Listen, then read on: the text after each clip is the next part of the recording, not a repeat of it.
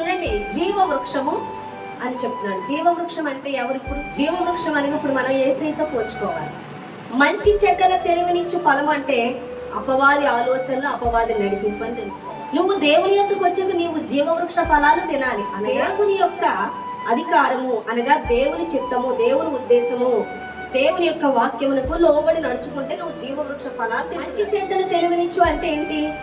ఈ రోజు నువ్వు ప్రతిదినం ఉదయం లేచిన కంచి రాత్రి వరకు నువ్వు చేసే ఆలోచనలు ఏంటంటే నీ లైఫ్ కి ఏది మంచో, ఏది చెడో, ఏది చేస్తే మంచిదో, ఏది చేస్తే చెడ్డమైన ఆలోచనలు చేసి, మనుషుల ఆలోచనలు తెలుసుకొని నీ ఆలోచనలు చేసి అపవాది ఆలోచనలు చేస్తుంటావే, అది మంచి చెడ్డల తెలివినిచ్చు వృక్ష ఫలం తిన్నా. ఆ రోజు ఆదాము అవ్వే తినలేదు. ఈ రోజు నువ్వు నేను కూడా మంచి చెడు గురించి ఆలోచిస్తూ ఏది మంచిదో, ఏది చెడుదో, ఏది చెయ్యాలో, ఏది చేయకూడదు, మనుషుల ఆలోచన నీ ఆలోచన చేస్తూ ఉంటే మంచి చెడ్డల తెలివినిచ్చు వృక్ష ఫలాన్ని